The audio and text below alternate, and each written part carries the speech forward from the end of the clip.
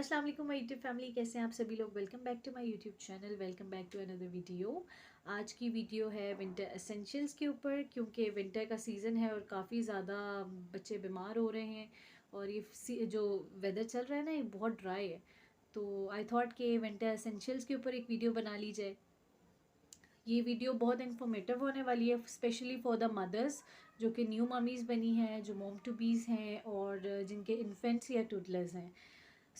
अपनी video start करती हूँ। सबसे पहले मैं आप लोगों को दिखाना चाहूँगी स्टीमर, जिसे आप ह्यूमिडिफायर भी कह सकते हैं। ये एक मिनी स्टीमर आप लोग लाजमी घर में रखें, ये बच्चों के लिए बहुत बहुत ज़रूरी है।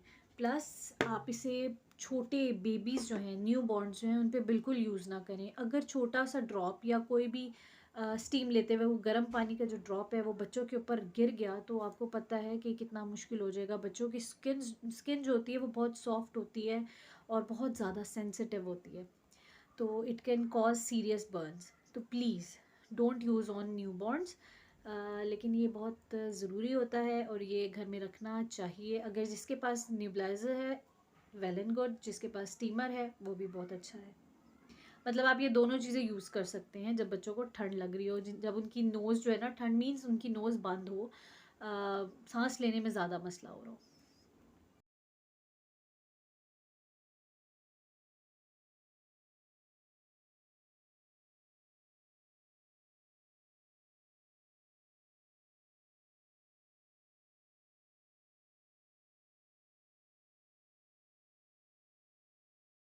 आई हैव दीज नेज़ल एस्पायरेटर्स। ये मेरे पास दो साइजेस में है। एक ये फॉर न्यू बॉर्न्स होता है और ये थोड़ा से बड़े बच्चों के लिए होता है, यूज़ हो जाते हैं। ठीक है, आप इनको नेज़ल एस्पायरेटर्स भी कह सकते हैं और नोज़ पम्प्स भी कह सकते हैं। ठीक है, ये जो है बेसिकली यूज़ होता है नोज़ की ब्लॉकेज को खोलने के लिए।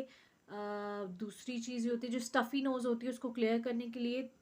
And the third one is ये अक्सर बेबीज़ की नोज़ साफ़ करने के लिए भी यूज़ होता है। ठीक है, क्योंकि they can not clean their nose by their own. Then we have these saline drop. ये भी बहुत ज़रूरी होते हैं। ये हमारी जो नोज़ होती है उसको ड्राई जब वो हो जाती है ना, तो थोड़ी सी मॉइस्चर करने के लिए होता है। ठीक है, नेज़ल पैसेज को खोलने के लिए होता है।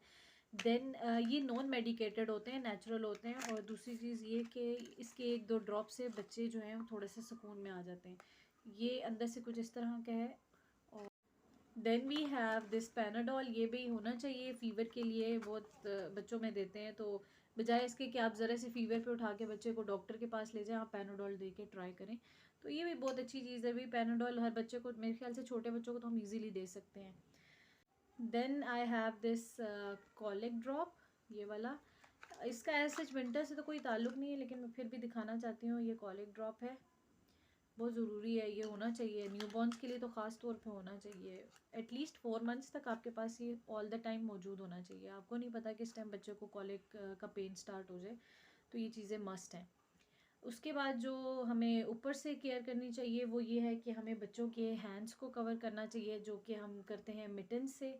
मिटन्स भी बहुत ज़रूरी होते हैं, बच्चों के हैंड्स को कवर रखें ताकि छोटे छोटे बूट्स होते हैं, बूट्स पहनाएं उन्हें, जो कि पाँव को कवर रखते हैं। सॉक्स पहनाएं, डबल सॉक्स करें, बूट्स पहनाएं, मिटन्स पहनाएं। ये चीज़ें ऐसी हैं जो कि हम केयर कर सकते हैं बच्चों के लिए, जो हमें करनी चाहिए। लाइक उनको ऐसे कपड़े पहनाएं जो कि गर्म हो, विंटर्स के अकॉर्डिंगली मिटन्स पहनाएं, सॉक्स पहनाएं, लेगिंग्स पहनाएं। मतलब ये सारी चीज़ें हैं जो कि हम केयर में कर सकते हैं।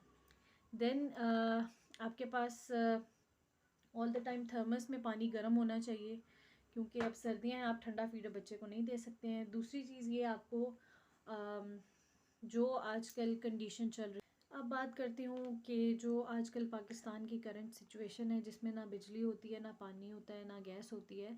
तो ये भाई ये इट्स अ रियलिटी। ठीक है, और ये आजकल हो रहा है। तो जो गैस की सिचुएशन है, जो करंट सिचुएशन है, जिसमें ना गैस होती है और कभी होती है कभी नहीं होती है, तो all the time you must have this kettle. और ये आपके पास होना चाहिए, लाइक पानी गर्म करने के लिए बच्चों के लिए बहुत ज़रूरी है भाई, ये होना चाहिए। या तो आप थर्मस में रख लें या केटल होना चाहिए। मतलब इस तरह की कोई ना कोई चीज़ एडजस्टमेंट में रखें अपने पास। Then we have this moisturiser. Oil भी यूज़ करें, मैं एक ऑयल रेमेडी ज़रूर पोस्ट करूँगी अपनी एक new then we have this baby lotion moisturiser. कोई भी आप जो यूज़ कर रहे हैं उसका यूज़, मतलब उस कंपनी का यूज़ कर लें, उस ब्रांड का यूज़ कर लें। बच्चों को मॉइस्चराइज़ रखें, हाथ पैरों को ड्राई होने ना दें, फेस को ड्राई होने ना दें। अभी से बच्चों की केयर करें। सर्दियां हैं, ड्राई सीज़न है, वेदर बहुत ड्राई है, तो आप लोगों को चाहिए कि बच्चों को टाइम टू टाइम जब उनका फेस क्लीन करते हो तो साथ लगाओ। प्लस जब वो बाथ लेते हैं उसके बाद उनको मॉइस्चराइज़ करो with the lotion, with creams you have, ठीक है। ऑयल भी यूज़ कर सकते हो, ऑयल अच्छा होना चाहिए। प्लस उम्मीद करती हूँ आपको मेरी वीडियो अच्छी लगी होगी, पसंद आई होगी। अगर आपको मेरी वीडियो पसंद आई है तो मेरे चैनल को सब्सक्राइब करें, लाइक करें मेरी वीडियोस को, कमेंट करना ना भूलिएगा और बेल आइकन को प्रेस करना तो बिल्कुल ना भूलिएगा। मिलते हैं एक और वीडियो के साथ, तब तक के लिए अल्लाह हाफ़िज़।